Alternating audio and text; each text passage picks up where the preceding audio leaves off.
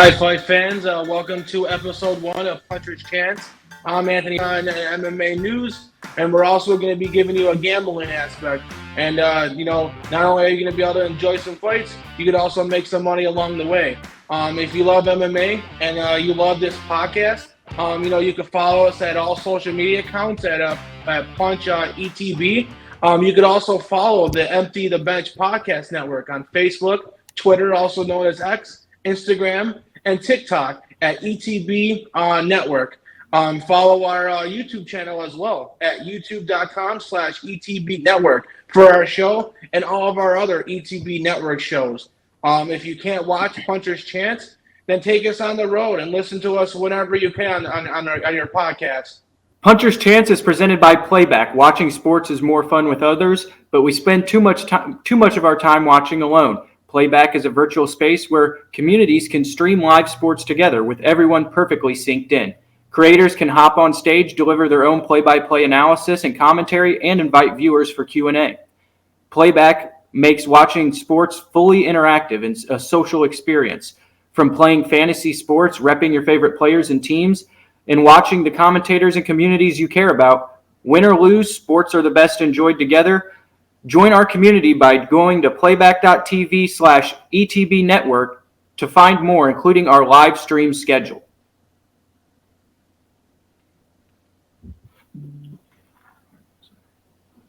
Okay, so just to let MMA fans know, this is our first episode. We're going to give a little bit of a background, just a little preview of what we are going to be talking about in today's episode. We are going to be recapping what we saw last weekend at UFC Saudi Arabia. We're also going to be talking about some of the other aspects we saw in the MMA world. It was a crazy weekend, fights everywhere. We also got a great weekend ahead, and we're going to be previewing UFC 303.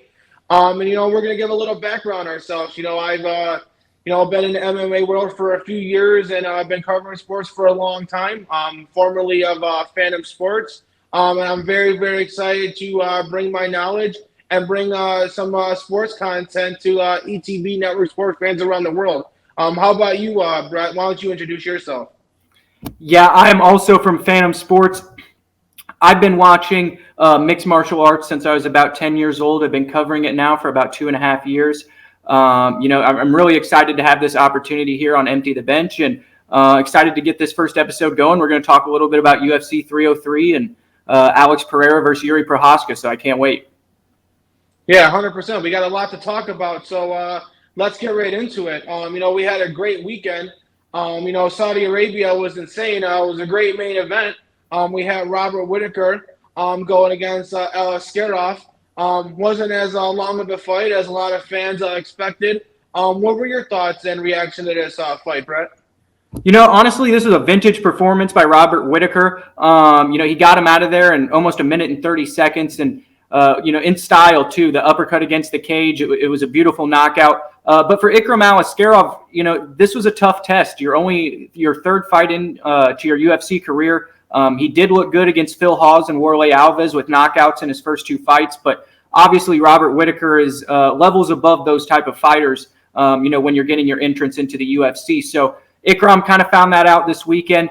I didn't really like the game plan. I mentioned that on MMA Outsiders last night a little bit. Maybe we can get into it more. But, I thought with his combat sambo background that he probably should have tried to take Robert Whittaker down at will, even if that meant diving for ankles. And when you go and you see Hamzat Chimaev, a guy who, fought Ikram Askarov, when he goes against strikers like Kevin Holland or something like that, he goes, in there with full aggression towards trying to get that takedown from the opening bell. And I wish we could have kind of seen that out of Askarov last weekend. What about you, Anthony? Yeah, I 100% agree. You definitely got to question the fight IQ and the game plan. But you also got to remember they didn't have a lot of time to game plan for this fight. And I think that factor in as well. When you do these short notice fights, you have a lot to gain, but you also have a lot to lose. And, Askarov took the risk because, if he would have won this fight, he would have put his name right there in title contention. I don't think this fight will hurt him too much. I think he'll still probably get another top 15 contender.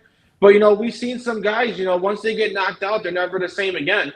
So we'll see how he comes back from this. But it was definitely a brutal knockout, and I definitely feel bad for Scaroff. I think trying to fight a guy of Robert Whittaker's caliber on short notice is hard. He's a future Hall of Fame fighter, former UFC title holder. So he's definitely a great fighter, and he's had back-to-back great performances. I thought he looked great against Paulo Costa as well. And he wants either a title shot or a number one contenders match. And right now that's the debate. Obviously, you got Dricus and Adesanya next, but who deserves the next title shot? You got Strickland or you got Robert Whittaker? The easy thing to solve it is to have them fight against each other. But obviously, Strickland isn't making that so easy. He wants to sit out. He thinks he's paid his dues, and rightfully so. I mean, if you look at it, Robert Whittaker didn't beat Adesanya. Sean Strickland did.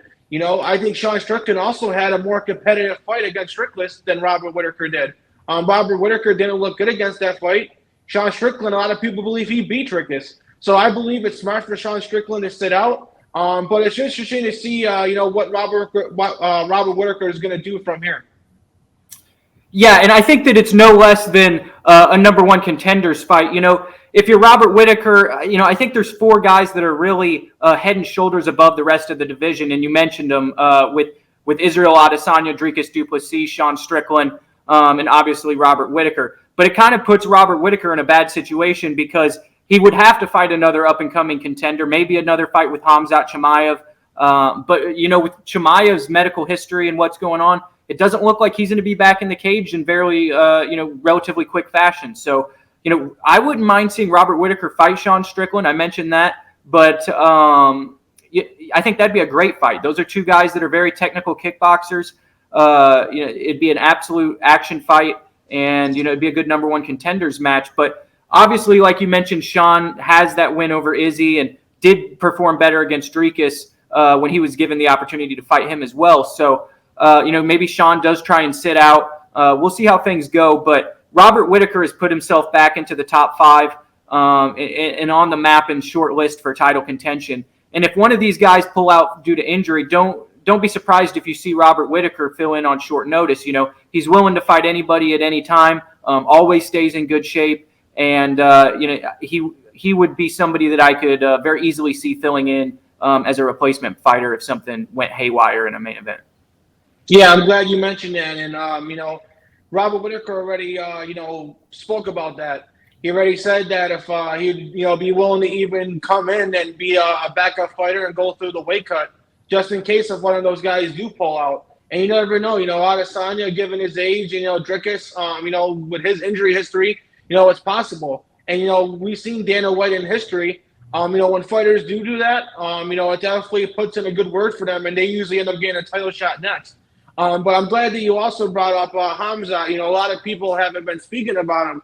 But, man, it's really unfortunate, for a guy that honestly, in my opinion, I think has the potential to maybe be a three-division champion. Had maybe he joined the UFC sooner or maybe been able to make 170 more often, he could have been already the 170 champion and maybe possibly the 185. And I also think he could compete at light heavyweight as well.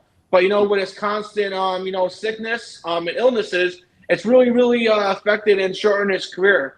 This would have been a great moment for him. He could have went in there and beat a guy like Robert Whittaker. And given his star power, I think that would have leapfrogged Sean Strickland. And Khamzat probably would have been looking at a title shot at the end of the year. But unfortunately, I don't know where he goes from here. Maybe he could come back for the Abu Dhabi card. But obviously, Robert Whittaker is not going to take the risk of matching up against a guy who may not be able to come through. Maybe we could see him reschedule with Paulo Costa. I'd be interested to see that. Yeah, I was just about to ask you, do you think Khamzat Chimaev, even though he had to pull out, do you think he deserves that fight with Robert Whittaker now after Whittaker had, such a great performance last weekend? Yeah, honestly, I don't think he does. I think he should fight a guy like Paulo Costa. Speaking of the fact of, in all honesty, has Khamzat really beat a true 185er? He beat Kamaru Usman, who's naturally a welterweight.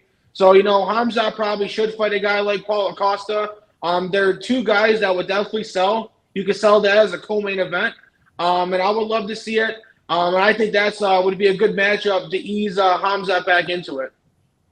Yeah, I know that they want to wait for the Bo Nickel versus Khamzat Chimaev matchup, but I feel like the longer you wait, we may not get it at some point. So you really are banking on one of those guys to become champion to eventually make that matchup. So, maybe he comes back and faces a Bo Nickel. I certainly would love to see that. Maybe the UFC wouldn't make that because they would think that they'd be rushing Nickel a little bit. But, I'm interested to see where Khamzat comes back to as well. Yeah, and for the guy who lost this matchup, Alex Skerdoff, I definitely think he should get a guy just inside the top 15. I would honestly like to see him matched up against a guy like Jack Hermanson. I think that would be a good matchup to see. And I think that'd be a perfect guy for where his development is right now. Yeah, I was going to say Jack Hermanson as well. That's a great matchup. So, that brings us to obviously our co-main event, which I think was probably one of the upsets of the weekend. We have Alexander Volkov, who upsetted Sergey Pavlovich by decision. Definitely something that I didn't see coming. I thought Sergey Pavlovich, outside of Tom Aspinall, was the second best young heavyweight in the world. But it goes to prove that, if you get Sergey out of the first round, he's not the same fighter. If he doesn't knock you out quick, he's not going to be able to win the fight. And Volkov was able to stay composed. He was able to, outbox him and outjab him. And I think pretty much beat him for all 5 rounds. It was unfortunate that these guys are best friends, and it seems Sergey was a sore loser, wasn't happy about the fight, and kind of gave, Volkov a push.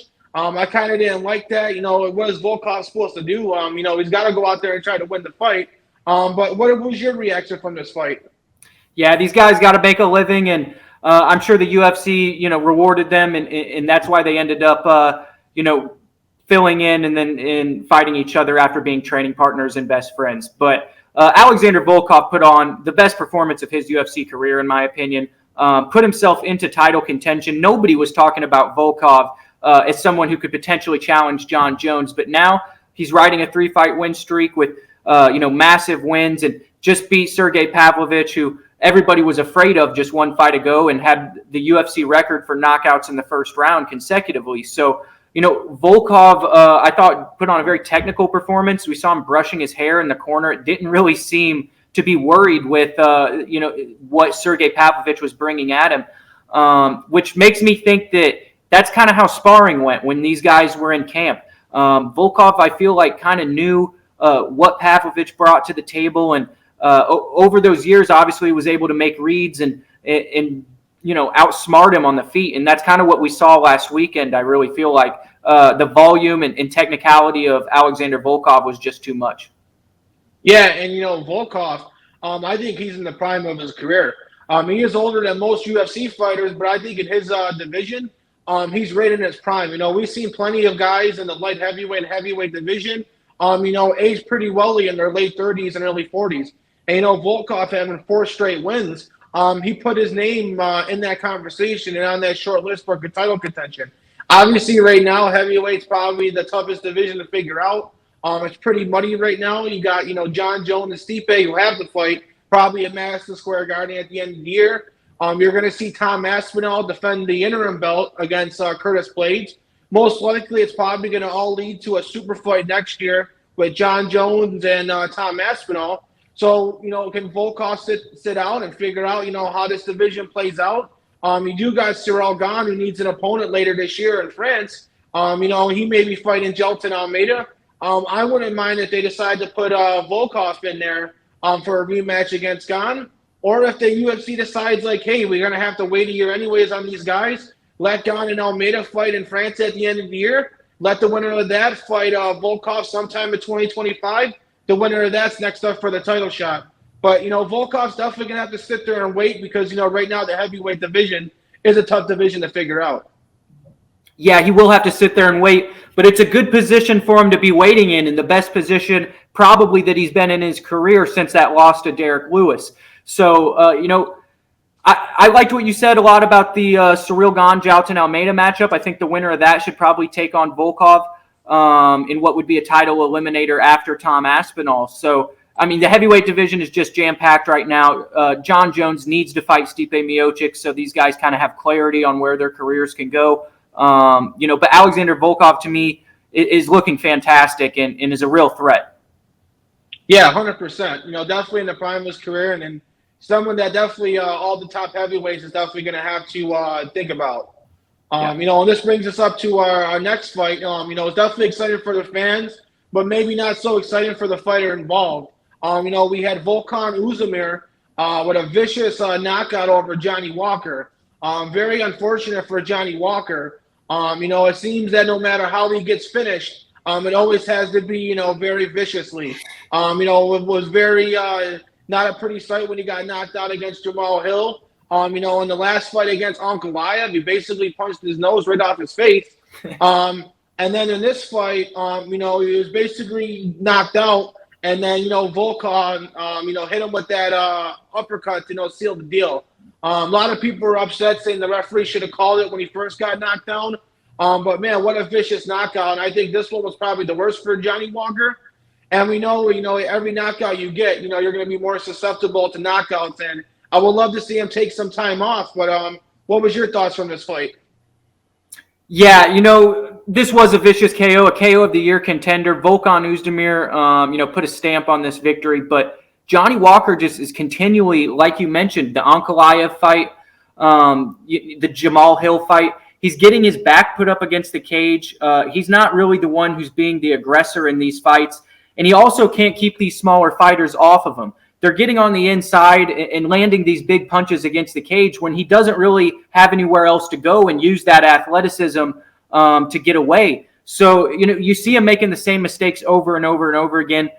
You think that a guy with his length at 6'6", who goes in with like a 4+ reach advantage in all these fights, that he'd learn a jab to keep people at bay or some type of front kick that we see other long guys like Stephen Thompson use in their division. So, I don't know. I'm not high on the prospects of Johnny Walker making another run in his career. As you mentioned, he's been chinned on multiple occasions. And, once you have those bad knockouts, it's just easier to continually get knocked out. We saw that with Chuck Liddell in his career, and maybe seen it a little bit with Alexander Volkanovski now. So, we've seen this in the past in MMA, and it's sad for Johnny Walker, but for Volkan Oezdemir, he really puts himself back into a place he hasn't been in a very long time. Yeah, 100%. And I think, Johnny Walker, if he keeps trying to do the same thing, I think the knockouts are only going to get more often and more vicious and worse. Yeah. I think his body is just starting to, not be able to handle the knockouts. And maybe that's why, his body was twitching. You can only be knocked out so many times. I would like to see him at least take the rest of 2024 off. I don't want to see him fight anybody inside the top 10. Honestly, I would like to see Johnny Walker fight a guy who's probably outside of the rankings. I think maybe we could start seeing Johnny Walker as maybe one of those, gatekeepers for the light heavyweight division, where he fights these guys just outside the division, and kind of be the test to see if they're really ranked or not. And I think that would be great for Johnny Walker. I think, he'd probably get less damage. And I just think, at this point of his career, I think that's the only direction he could go. Yeah, if he's going to continue his career, he certainly needs to take a step back in competition. I agree. And, for Volkan Oezdemir, what a great win. He definitely shows that he has power to knock anybody out when he's in the octagon with anybody. He's definitely put himself on a short list of guys in contender. And, when we talk about light heavyweight and heavyweight division, there's not too many contenders. So when you're on that short list, all it takes is one guy to be out for you to be rated a title contender. I would like to see, Oezdemir fight a guy like Alexander Rakic or maybe Nikita Krylov. I think that would be a perfect fight for them. I think if he wins that one, I think we could be seeing him fighting in a number one contenders match right after. So, he's put himself in a position where I think he's probably 1 or 2 wins away from fighting for the light heavyweight championship. Yeah, he's won 3 of his last 4 fights. The fight that I'd really like to see him in is Jamal Hill. Hill had to pull out, and that fight got scrapped. But when he comes back, I think Volkan Oezdemir is the perfect opponent for him. Both of those guys like to get fights out of there early, very aggressive. Both have one-shot knockout power. I really think that would be a fantastic fight, considering they haven't, been matched up yet in their career. Yeah, 100%. And, we obviously know we got, the championship fight between Pereira and your Proska coming up, which we're going to talk about later. Ankalaev's probably going to get the next title shot later in the year. But don't forget, you still got Carlos Ulberg out there as well. Yep. I think he's going to be put himself in a position. He may get rematched against Jamal Hill as well. So I think one of those three guys is going to have to sort itself out. But one of those three guys will come on top. I think is the next title contender after Ankalaev obviously gets at the end of the year. But there was also plenty of other great moments and great fights on this card. What was other great moments that you would say, Brett, on the Saudi Arabia card, or any thoughts that you had from last weekend? Yeah, there were some great fights on here. Renat Fakhretdinov and Nicholas Dalby was really a war that went to split decision. Some people didn't think that Fakhretdinov won that fight. He's been in a lot of close fights recently. He was in a draw with Zaleski Ezekiel Dos Santos before that. And Dalby, knocked out Bonfim and now went toe-to-toe with one of the scariest Russian contenders that is unranked in the welterweight division. So no stock loss there for Nicholas Dalby. I thought that was a really good fight. But obviously, Shara Bullet pulling off the knockout win in the third round. He looks fantastic. I don't know how he's going to look against wrestlers. We're going to have to see when his grappling gets checked completely by someone, with a credentialed wrestling background. But on the feet, he's a problem, and he's very aggressive and has dynamic and creative techniques that he can get you out of there with. And he's fun to watch, too. Yeah, 100%. It's unfortunate he's probably not going to be ever to fight in the United States because of his one eye. But he's definitely an exciting fighter, and I'm always going to want to watch him and have him on my TV screen every time he's matched up. There was a call-out by Bo Nickel. I love the matchup for Bo Nickel, but not so much for Shara. I think Bo Nickel would, take him to the ground and control him. I don't think that's a good matchup for him at all. But if he wants to fight Bo Nickel, I would sign up for that. I'd like to watch that fight. Quick question, Anthony. How does Dana White not get this guy's eye fixed? If he's going to be like a big selling guy in the Middle East and in Russia, Dana White's got all this money. How are we not getting like a retinal surgery for this guy? I mean, Michael Bisping fought for the UFC title with one eye. It's not something that's uncommon here. It's happened in the past. People have had to fight post LASIK surgery in boxing a lot. I know his eye is severely damaged, but I don't know how they can't get some type of prosthetic or something that can allow him to get passed by commissions in the United States. Is that surprising to you at all? Yeah, 100%. My first thought was Michael Bisping and how he got around it. I know he did do a lot of lying and deception. He kind of cheated his way through it. Obviously, it's not so easy nowadays to cheat your way through it. So Shara obviously has a much tougher path to get away with it. But I think the UFC at some point is going to have to try to figure out something. If not, the UFC does, do 2 to 4 cards, in either Saudi Arabia or Abu Dhabi. And they're constantly adding more pay-per-view cards. So I really don't think it's going to be a problem going forward. Yeah. But yeah, I think him and Bo Nickel would be an interesting matchup. You did mention Dalby and Fakhretdinov's fight. I think that was one of the better fights of the night and one of the better fights of the card. I did think Fakhretdinov did do enough to win the fight.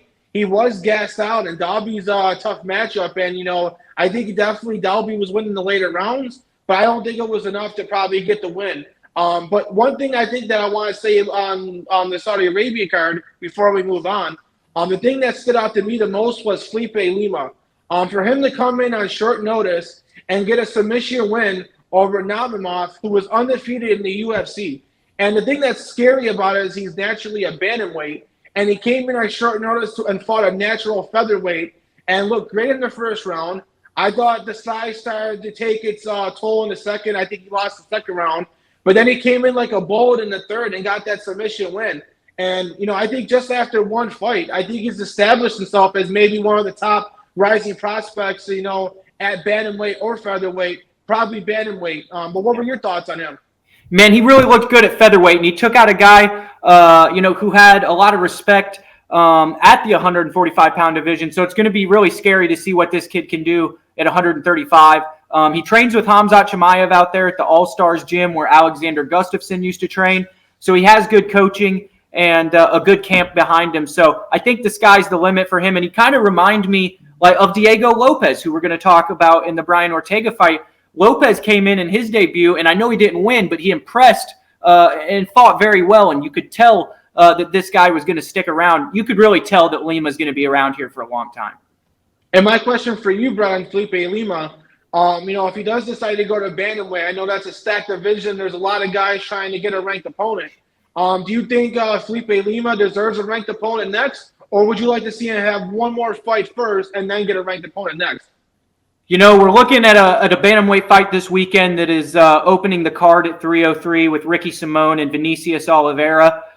Vinicius Oliveira is a finisher who came off the Contender Series, and Ricky Simón is a perennial contender who has great wrestling. I think that would be a good matchup for Lima if he was to come down to the bantamweight division. That would put him right outside the top 15, and if he beat one of those guys, maybe he'd even get a top 15 spot. It could be, an unranked guy versus an unranked guy to sneak back into the top back five of the rankings, I mean. So, I think Lima versus Ricky Simón or Vinicius Oliveira would be a pretty good fight, too. Yeah, I think that's a great pick, and both those guys are just outside the division being ranked. I think Ricky Simón, was formerly ranked before his loss. But yeah, if he was to go out and beat one of those guys, he would definitely be ranked for sure. But now this brings us obviously to the main, card. We got a UFC pay-per-view card this weekend. UFC International Fight Week, UFC 303, was initially supposed to be a completely different card with completely different matchups. Everybody thought we'd finally see the greatest comeback in sports history in Conor McGregor. But unfortunately, we were sadly disappointed. The co-main event, changed multiple times. Probably never seen a fight change more often than that. So it was definitely pretty interesting. I think we got some pros and cons. I think some fights on this card are better. I think some fight cards on this are worse. But obviously, we're going to start right at the top with Alex Pereira going up against Jiri Prochazka for the second time. What are your thoughts, Brett, going into this fight, and how do you think it's going to go?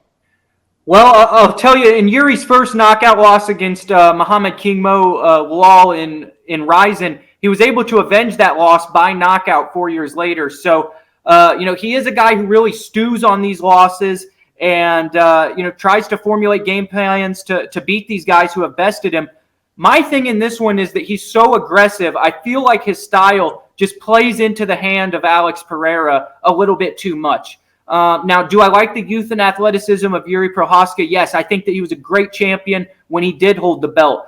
His fight with Dominic Reyes, his knockout of Volkan Oezdemir, he is a legit dangerous guy, and we just saw him go to war with Alexander Rakic and turn back him too. So Jiri Prochazka is somebody that's highly dangerous, especially on the feet. But going against Pereira, who has the best knockout power in light heavyweight, middleweight, and maybe all of the UFC, I just don't think he can be his aggressive, normal self against Alex Pereira. And if you're a Jiri Prochazka who's fighting cautiously, that maybe is a little bit cause for concern. I don't know if he goes to the ground in this one. I think that if he tried to sap the energy of Alex Pereira in the first round or two by holding him against the cage or attempting takedowns, I think that would be a good decision. But I think this is going to be a stand-up war, and we're going to see a lot similar fight to what we had last time. Maybe it goes a little bit longer, but these guys are going to get after it, and I think it's going to end by knockout. Yeah, I definitely think we're going to get a much more competitive and longer fight. I think both fighters are actually going to be better than their first matchup. I think Jiri Prochazka is going to be much more recovered from his injury. Last time he fought Alex, it was his first fight back, and I don't think he was 100%. Now he's got a couple fights under his belt. He showed tremendous, grit against Alexander Rakic. Rakic looked like he was on his way to a victory, and Prochazka was able to come back and finish strong. So he's definitely, probably pretty much almost what he used to be pre-injury. I think Alex Pereira with each fight gets better and better.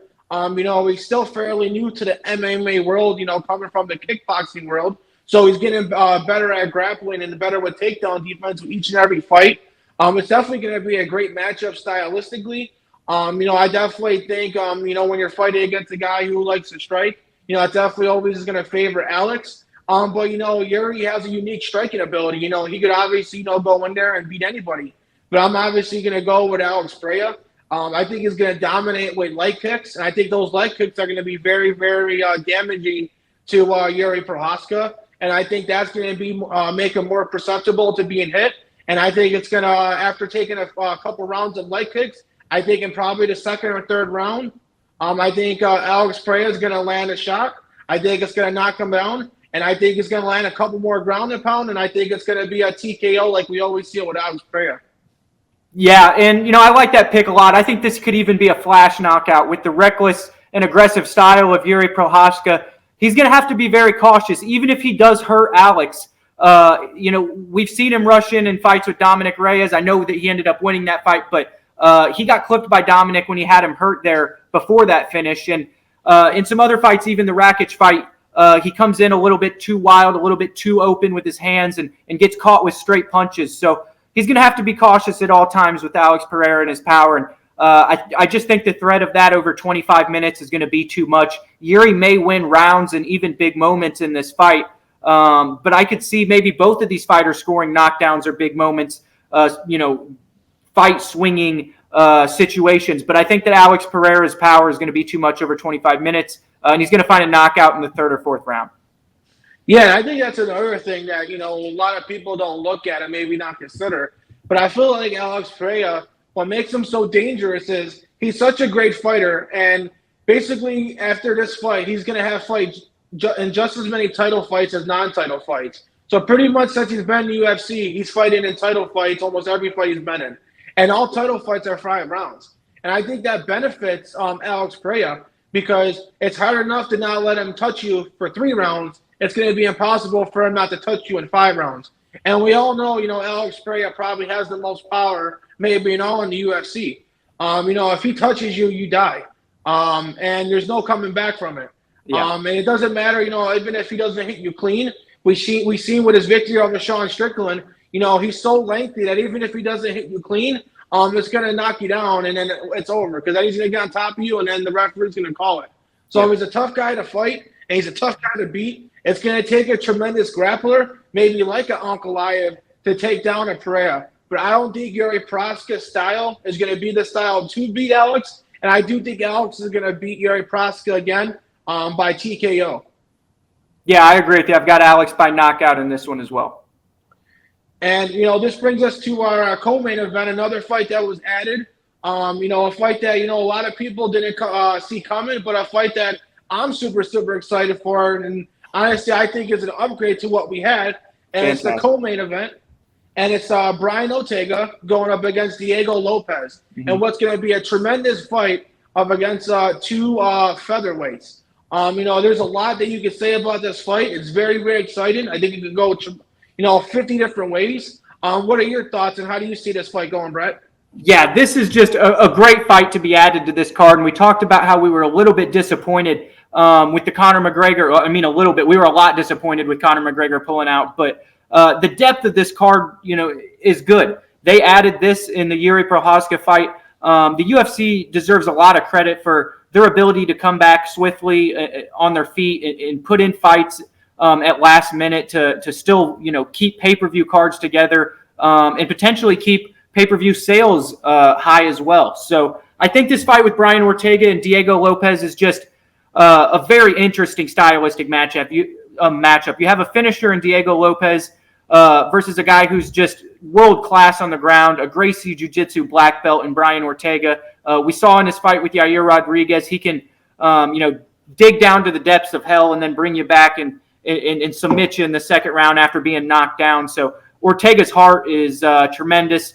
Even in the Volkanovski fight, the Max Holloway fight, his ability to take, an insane amount of punishment is incredible. But I think these are 2 tough guys, and I think this might go to a decision. Based on how tough these guys are, it's going to be hard for one of them to finish the other guy. Now, I know Lopez just went out and knocked Sadiq Youssef out in the very first round there and is on a finish streak here since debuting versus Movsar Evloev. Now, when he debuted against Evloev, nobody really knew this guy, and he really bust on the scene and is now a fan favorite after, it's not like he's a talker. He talks with his actions, and the fight fans are really, getting around him and seeing the potential that he has. And at 5'11", for this weight class, he's going to have 3 inches on Ortega. He's going to be the bigger man, and I kind of like him in this matchup if it stays up on the feet. Yeah, it's definitely going to be an interesting matchup. Honestly, I think both these guys can strike and both can grapple. Like you said, the striking game probably does favor Lopez. The grappling game probably does favor Ortega. But, we've seen Lopez submit guys. We've also seen him KO guys as well. He's all around. And honestly, I think Diego Lopez is the short notice king. He came in there on short notice and almost beat Mozar. And Mozar is one of the best fighters in the world. Brian Ortega said that he did want to go to lightweight. He really didn't want to fight in featherweight anymore because he understands that at this point, the title shot is pretty much taken up, at least for the rest of this year and partially next year. Holloway is going to get the next title shot at the end of the year. Volkanovski probably gets the next title shot next year. So he doesn't want to wait. So he wants to move up to 155. But the UFC called him up and probably gave him a lot of money to take this fight. And, honestly, if Diego Lopez goes out there and beats him, honestly, I think that fight, surpasses and makes up for his loss against Mozar. I think he'll move ahead of Mozar in the rankings, and I think he'll be right there for a title shot. And then if, Ortega decides to move up to lightweight, pretty much after Holloway and Volkanovski, there's pretty much only, I think, Sterling, Lopez, and Mozar for the next title shot. So Lopez goes out there and wins this fight. He's going to put himself in a great position. Like you say, he's the taller fighter. Both these guys are tough to finish. So I'm going to go Diego Lopez by decision as well. Yeah, I'm going Diego Lopez by decision. I think for the winner of this fight, Josh Emmett is going to be somewhere around here. I've got to look and see if he's had a fight booked here in the last week. But Josh Emmett at 145 pounds is definitely someone to look out for as well. I know he's had losses to Topuria, who's the champion, but that was an absolute war. I'd love to see that fight again. And that went 5 rounds. So he fared better than the former champion Volkanovski did against him and Bryce Mitchell. So, Diego Lopez and Brian Ortega, if they win this fight, they're going to be in pretty good position. Now, Ortega wins this fight and goes to 155 pounds. Do you think they immediately throw him to a top 5 guy, a top 10 guy? Who do you think he faces if he moves up after a win? I definitely think that they would have to give him some sort of guy who's in title contention, maybe like a Matias Gamrot. I think that would be a great matchup stylistically against Matias Gamrot. He's on a short list of being a good title contender as well. Islam and, Arman Sarukian's next at 155. Dustin Poirier is either not going to fight for a while or maybe retire. I think Justin Gaethje is going to take some time off. Charles Oliveira, I don't know where he's going to go, but I wouldn't mind seeing maybe him against Charles Oliveira as well. But I think that would be a tough fight for his first fight moving up at 155. So I would like to see him fight maybe Matias Gamrot. Yeah, I think that would be a good fight as well. Let's look at the betting odds real quick on this. We're going to see Brian Ortega is actually an underdog, the former title challenger, at plus 125. Diego Lopez comes into this one at minus 150. Are you surprised that Ortega is the betting underdog in this matchup? Yeah, 100%. I thought the odds were definitely going to be favored Brian Ortega. Particularly, I know Diego Lopez has done good on short notice before. But Brian Ortega is a completely different level, and he's a veteran of the game. And I thought for sure he'd be the favorite. I thought, when this fight was booked, in my head, I thought, I'm going with the underdog in Diego Lopez. Little did I know that he was going to be the favorite and Ortega was the underdog. But yeah, I think Ortega should have been the favorite heading into this. Yeah, and I'm surprised he wasn't. I certainly thought that the public would put a lot of money on Brian Ortega, and maybe as we get closer to the fight, it becomes a pick'em. But there's a lot of really close fights on the betting odds. So if you're making parlays out there this weekend, there is money to be made. Even in the main event, we had Alex Pereira minus 150, Yuri Prochazka plus 125. Were you surprised maybe in the main event that Pereira wasn't a bigger underdog considering he'd finished him? No, I wasn't surprised because a lot of people think the last victory was controversial. They think it was an early stoppage. Yeah. And I think, with Yuri Prochazka, being more healthier, and, I think his style of fighting, he's always going to have a shot to win any fight. So I think the odds were going to be close either way on that one. Mm-hmm. So we've got Diego Lopez, the favorite, minus 150 for the co-main event, and we've got the favorite, Alex Pereira, minus 150 as well. Yeah, and obviously, I wouldn't want to touch the Ortega and Lopez fight, particularly since Lopez is the favorite. If he was the underdog, I would definitely say place your bets on Diego Lopez. But, this brings us to our next fight, and this is going to be my long shot and my long shot bet of the week. We have Anthony Smith going up against Roman Delunze. In my long shot of the week, I know a lot of people are going to be against this, but I think Anthony Smith, who is the natural, light heavyweight, I think he's going to go in there. I think he's going to outbox Roman Delunze. I think Delunze is the more powerful guy, but I don't think he's the more technical guy. I think Anthony Smith's going to have the faster hands. I think he's going to be more technical. I think he's going to outstrike him, but I don't think he's going to get the finish. So I think Anthony Smith's going to outstrike him each round, and I think Anthony Smith's going to get the win by decision over Rome Delunze. That's my long shot bet of the week. What do you think of this fight, Brett? Yeah, I think Roman's a very powerful individual. They don't have the method of victory odds out yet for Anthony Smith by decision, but that could be Anthony at plus 500 plus, there when they officially come out with these method of victory lines. But as of right now, Anthony Smith is plus 118 on the money line. Now, Delidze has looked good at times at 185. He got beat by a guy in Marvin Vettori that is a very tough individual. Not really great at one aspect, a lot like Anthony Smith, good everywhere. And that kind of gives me some concern in this one. Delidze is going to be 2 inches shorter. Smith has been knocked out in the past. I think if Delidze lands a big shot on him, that he can get him out of there. But I don't know if he's going to be quick enough for Anthony Smith. Anthony Smith is very light on his feet. He's a good athlete, 6'4", has a good frame. But Roman Delidze, he's going to have to learn from Vitor Petrino as well, because if you're going to try and take Anthony Smith to the ground, you're going to have to mind your P's and Q's, because, Petrino was just put into a guillotine choke that he never saw coming that ended his undefeated streak. So if Roman Delidze wants to make a statement here up a weight class, and prove that he may be a contender at 205, he's going to have to worry about Anthony Smith on the ground if he takes him there. And like you said, on the feet, he's going to have to land a big shot to probably get him out of there. Yeah, so who are you going with, Anthony Smith or Rome Delunze?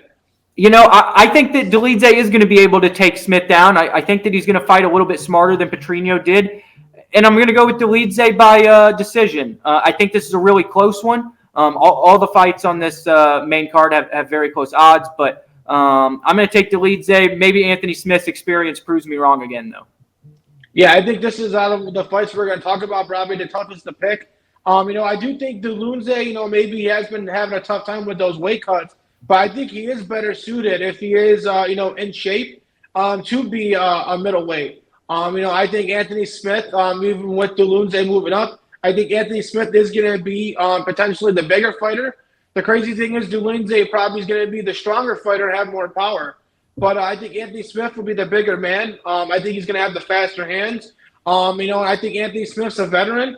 I think he's going to win this fight. And, I think if he does lose for Delunze will have no choice but to go back to middleweight. But if he does go out and beat a top 10 fighter like Anthony Smith, he's definitely going to stay at light heavyweight. And it's going to be interesting to see. It's definitely going to change a lot of, outlook in that division. Anthony Smith, if he wins this fight, have back-to-back wins, he'll be looking at a top probably 5 contender, and he's going to want to be calling out Alex Pereira. But if Rome Delunze goes out and beats him, he's going to put himself in the top 10, and it's going to be interesting to see how that shakes up the light heavyweight division. Yeah, and Anthony Smith has talked a little bit of smack in Alex Pereira's way. Even when Pereira was down at 185, he said that if he comes up here, we've got guys that are going to be able to wrestle him. Well, that was kind of proven a little bit incorrect against Jan Blachowicz. That was a good fight, but I'm sure Anthony Smith thinks that he can take Alex Pereira down. So if he gets a win this weekend and turns back an undefeated prospect, and then a guy at middleweight that was well-respected and people are thinking is going to have a better home at 205, if he can turn him back on short notice, Smith's going to be right on the cusp of title contention. I agree. Yeah, and we talked about, another light heavyweight earlier in Volkan Oezdemir. If Anthony Smith goes out there and win, I wouldn't mind, maybe seeing Anthony Smith and Oezdemir fighting as well. We're talking about potential matchups. I wouldn't mind seeing that. Our next matchup, I think, is a fight that's either going to be very, very exciting or very, very boring and lackluster and low output. And it's Ian Machado Gary going up against Michael Venom Page. Two guys that stylistically are very similar. Both kind of have like that karate style of striking. Both guys love to counter. And both guys like to, go based on what the other opponent does. So it's going to be interesting to see how these guys, game plan for this fight. But how do you see this fight going, Brett? Man, I can't wait for this one. And like you said, we may be let down, but as fight fans, we like to get our hopes high and hope for the best and see a good fight. But this one's going to be very similar stylistically. You got Ian Gary, 11 years younger than Michael Venom Page, but both of these guys are technical kickboxers. Page has that karate style, came from Bellator, had a great career over there. In his last fight with Bellator, he beat Goti Yamauchi with leg kicks. I think he's going to try and implement those leg kicks on Gary and try and take some of the mobility away from the very athletic fighter from Ireland. But Gary has talked online and said that he thinks he knows the game plan for Venom Page to come out there and try and get Gary to rush forward and counter-strike him. That's kind of what he does with a lot of his opponents, but that's a similar game plan with what Gary does with guys. So, it'll be interesting to see because of that. It could be a low output fight like what you're saying. But, I think experience against top level competition sides on Michael Venom Page's, on the side of Michael Venom Page. He did get knocked out by Douglas Lima in the past, so it has happened. But I'm going to take experience in Michael Venom Page in this one. I think it's going to be a decision. I don't know if he's going to knock him out. I think Gary is, undefeated, and he's going to, want to put on a good showing here and keep his stock rising. But Michael Venom Page, I got him by decision. I think he uses leg kicks, stays at range, and utilizes a jab to try and get a win here. Yeah, I could definitely see this fight going either way. Right now, the odds I'm looking at right now, I see that Ian Gary's the slight favorite. Yeah. But it's a very close fight that you could pretty much go either way. I'm going to side with Ian Gary. I do think him and also Shavkat Rakhmonov are the future of the division. I love Ian Gary. I love his style. I think, he's going to go out there. I think he may be the quicker fighter. I think he's going to go out there and, beat Michael Venom Page at his own game. I think he's going to go out there and I think he's going to get the KO win. I think he's going to get a KO win. I think it's going to not be in the first round. I think it's going to be later in the rounds, and both guys are maybe a little low on the gas tank, particularly Venom Page given his age. And I think in the third round, I think Ian Gary is going to get the TKO win.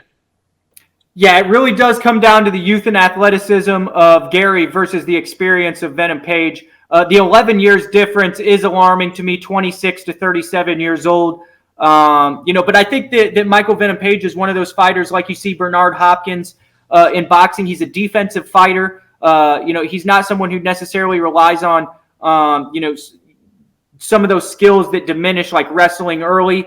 And I think that he could fight later into his career and maybe upwards to 38, 39. So we'll see. I think it's going to be a really good fight, but the youth of Gary, could lead him to a knockout victory. Yeah, and honestly, I kind of feel bad for Ian Gary. I think, given what he's accomplished and who he's fought, I think rightfully so, he deserved the guy maybe, ranked in the top 5 or much higher. I don't think Ian Gary should be fighting guys, ranked lower than him. Yeah. And honestly, I wish he would have got his dream fight against Colby Covington. It would have been interesting stylistically to see Ian Gary matched up against a grappler. To see how he would have did against that. And that would have been a great win for him because that would have put his name into the top 5. But obviously, we didn't get him in the Colby Covington fight. Maybe we get that later in the year or some other time. But obviously, we got him and Michael Venom Page. But I think Ian Gary is going to be too much. I do think he's going to get the KO win. Yeah, that's the real question with both of these guys. We kind of want to see them both against an elite level wrestler to see, that stylistic matchup and if they have flaws that they can overcome. So that's really the last thing to be tested for Gary. He's gone against tough guys like Daniel Rodriguez and Jeff Neal, but he's going to get a very technical guy like himself in Venom Page this weekend, so it should be fun. Yeah, 100%. And, given that it's UFC International Fight Week, UFC 303, there's plenty of great fights and a lot of other, great things that we can discuss. One thing that I would like to discuss, or one thing that stands out to me, is the featured prelim of the night. And it's one of my favorite fighters in the UFC, Joe Pfeiffer, going up against Marc-Andre Berlat. I love Joe Pfeiffer. I think he's got serious KO power. I think he does favor better in a 3-round fight than a 5-round fight. And I think that factor in a lot against the Jack Hermanson fight. And Jack Hermanson is a great fighter. He is. I definitely think he's one of the better, fighters and one of the better, middleweights in the entire world. So that was a tough matchup for Joe Pfeiffer. I do think Joe Pfeiffer may be a guy who is a top 15 fighter in the world. I just think Jack Hermanson was a tough matchup stylistically, but I think it was a great learning experience for Joe Pfeiffer. I'm interested to see how he responds. He's definitely got to go out there and win. If he loses this fight, it's definitely going to put him in a tough position with the UFC. But I think he gets back on track. I think he rebounds. I think he makes a couple slight adjustments. And I think now fighting in a 3-round fight, I think it favors him. He could go and empty the gas tank early, and I think he's going to go out and get the KO win in the first round. What are your thoughts and what do you want to talk about in this card? Yeah, I really like that fight. I think that both of those guys are aggressive strikers. Marc-Andre Barriault is a very tough customer and, someone who's very game. So that could be an absolute war. Now, Joe Pfeiffer did lose to Jack Hermanson, but as you mentioned, Jack Hermanson is someone who's well-respected and, has beaten the likes of Kelvin Gastelum and other fighters that are, very good as well and former title challengers. So that's no bad mark on your record to lose to Jack Hermanson. He's turned back many guys in the past. But other than that, I like this veteran matchup that we kind of got out of surprise here between Cub Swanson and Andre Fili. Both of these guys are, creative strikers that have been featured on UFC pay-per-views throughout their career. Cub Swanson, fought for the belt before, and Andre Fili was involved in wars with Yair Rodriguez, amongst other guys. So I think that this could be a real fan-friendly fight and something we're tuning in for on the prelims. Yeah, I definitely think that's going to be a very, very exciting fight. There's plenty of other great fights on this. I do think, I'm probably going to favor Andre Fili in that. I think Cub Swanson, both guys are veterans, but Cub Swanson being 40. I'm going to go with Andre Fili. I know the betting odds are pretty close. I think Andre Fili is the favorite in that fight. But I'm going to go Andre Fili in that one. I'm definitely also excited to see Peyton Talbot. I think he's a very, very exciting prospect. I think he's has a tremendous future in the UFC. I do want to, help fight fans out there, make some money over the weekend. Speaking of UFC 303 dots, it's my lock of the week is I'm going to go with Ian Gary over Michael Venom Page. I think he's going to go out there. I'm not going to say my lock is KO. I'm predicting KO, but my lock is just for him to get the victory overall. I think given the age and where Ian Gary is, I think Ian Gary is going to go out and win. That's why I was pretty interested to see Brett pick Michael Venom Page in that. Had to go with the Bellator guy. Yeah, so I'm not surprised. But is there any locks of the week or any best bets that you would want to speak about in this card, Brett? No, I certainly do have to say that, Gary does have a good chance to win that fight. That's up in the air. It could go either way. Both those men could win by decision or knockout.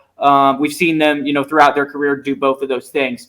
My lock this week is Alex Pereira. I think we're getting a similar matchup here that he already won the first time. We both mentioned that over 25 minutes, he's going to be a lot to handle with that power over 25 minutes. And he only has to really touch you one time cleanly. With Yuri's style of reckless aggression moving forward, I just think that at some point over these 5 rounds, he's going to get clipped and put down. My lock of the week is Alex Pereira to retain his title by knockout.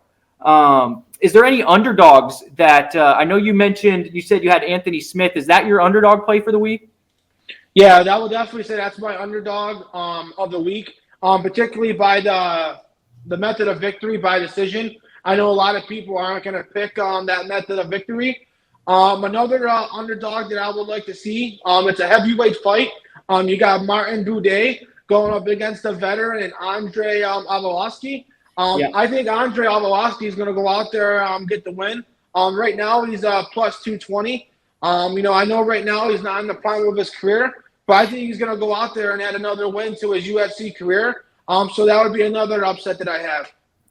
Yeah, and Arlovski, a great statistic here. His first fight in the UFC was in the year 2000 at UFC 28. So we're now at UFC 303, the former heavyweight champion, maybe making the walk for the last time. Now, Martin Buday, I like this pick. Now, Arlovski is very, very old, and Buday is going to have him in youth. But Boudier is no physical specimen. And, we've seen these guys like Parker Porter, and Alexander Romanov, these guys that don't take their conditioning seriously, can get got at times. Now, Arlovsky, I don't think is going to put anybody out at his age, but he could, box him from the outside. He's very fast still. He's a very good athlete, and that's why he's stuck around at his advanced age. Arlovsky could win that fight by decision. I like that. Another one that I'm looking at here is the Ricky Simon versus Vinicius Oliveira fight that we talked about a little bit earlier at bantamweight. Vinicius Oliveira is 20-3, Ricky Simon 20-5, and this is actually starting the card. That's a great fight starting the card. Maybe one of the best we've seen as a card starter. But Vinicius Oliveira is huge underdog in this one, plus 195, almost 2-1. Against Ricky Simon, and Simon has faced the better competition in his career. If you go back and look at his resume, there's no doubt. You'll see names there that are household names, and Vinicius Oliveira has been fighting in Brazil and lower-level promotions. But in his time in the UFC, he has shown devastating knockout power, creative ability, and the ability to maybe get submissions off of his back. So I think that's going to be a harder fight than the odds makers are giving it credit for Ricky Simon. Yeah, honestly, I think that may be the best prelim fight of the night. I am surprised that it's open in the card. I think it's a great fight. I do think Vinicius Oliveira has potential. He's definitely one of the biggest, bantamweights in the world. He's definitely got to be, Aljamain Sterling type, walking around at about 170, 175 pounds when he's not fighting. And his flying knee KO knockout in his last fight may be one of the KOs of the year. And Ricky Simon is, a veteran of the game. I can understand why, he may be favored and why a lot of people might pick him. But I do like Vinicius Oliveira. I think he's going to be the bigger man. And I think he's going to go out there, and I think he's going to get the win. And I put my money on Vinicius Oliveira in that matchup. Yeah, I think it's certainly something you can put your money on if you're looking for an underdog this weekend in your parlays. Yeah. One last MMA news, something that happened outside the UFC, which was probably maybe the biggest set in all the MMA world. We had Jason Jackson, who we thought was unbeatable at welterweight outside the UFC, being upsetted by Ramazan Kurmagomedov. Definitely something I didn't see, even though Kurmagomedov was, undefeated. What were your thoughts and reaction from this fight, Brett? I had an up-close and personal look at Ramazan Kurmagomedov's last two fights. He fought in the city of Chicago against Randall Wallace and Jalil Willis, so I was sitting there cage side, and the potential just oozed off this guy.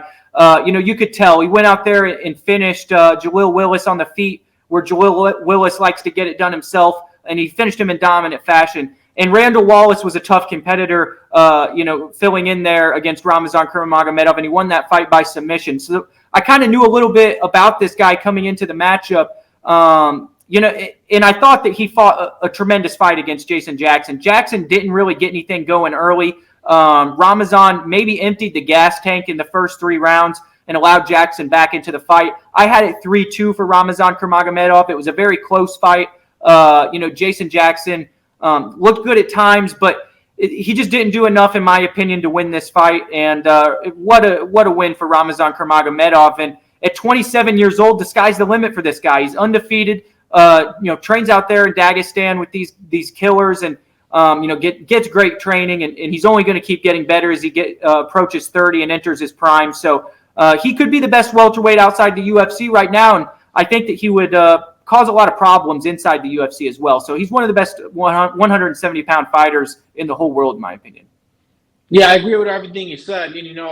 I wonder if this was a combination of Kurmagomedov, being actually a tremendous fighter, and maybe Jason Jackson sleeping on him a little bit, maybe underestimating him a little bit. Jason Jackson hasn't looked tremendously great and dominant in his last few fights as we maybe would have thought. As unfortunate as it is for a guy like Jason Jackson, a guy that everybody thought was the best welterweight outside the UFC, you could say equally as many good things as Kurmagomedov. I think, he's probably now established himself as one of the best fighters outside the UFC. I would honestly, I'm not sure if this is going to be where they go, but I think honestly a rematch should be where they go, particularly since it seems like Jason Jackson, maybe wasn't giving his full effort at the beginning of the rounds, in rounds 1, 2, and 3, and then kind of trying to save it at the end, but it was just a little too late. I would love to see these two guys rematch. What do you think about that, Brett? Yeah, I think that's a great idea. And, I don't know if it might have been more of a game plan thing from Jason Jackson. Maybe he wanted to see what the young competitor had for him and what he had to worry about. But this guy came with the foot on the gas from the opening bell, took him down, won the striking exchanges in those first 2 rounds. And, I really like Ramazan Kurmagomedov. I think that a rematch is something that's certainly on the table there. But the sky's the limit for Ramazan. Yeah, 100%. And right now, he's on the top of the certainly, the MMA world right now when it talks to outside of the UFC. But that pretty much sums up everything we're going to speak about tonight. We definitely have a lot to watch over the weekend. We got to watch UFC 303. We'll definitely have episode 2 next week. Same time. Definitely be premiering on next Wednesday. We're going to be giving our recaps to UFC 303. Make sure you guys definitely follow us on all social medias at Punch ETB. Follow us and follow the network at Empty the Bench Podcast Network on Facebook, Twitter, which is now known as X, Instagram, and TikTok at ETB Network. Also follow the YouTube channel at youtube.com/ETB Network for our show and all other ETB Network shows. If you can't watch the Puncher's Chance, then just take us on the road and listen to us on your AirPods or headphones. That's what we got for you this week, fight fans. I'm Brett Cagle, joined by Anthony Balester. Catch us next Wednesday, and we'll cover all things UFC 303 and also look at the fights that are coming in the MMA world. See ya.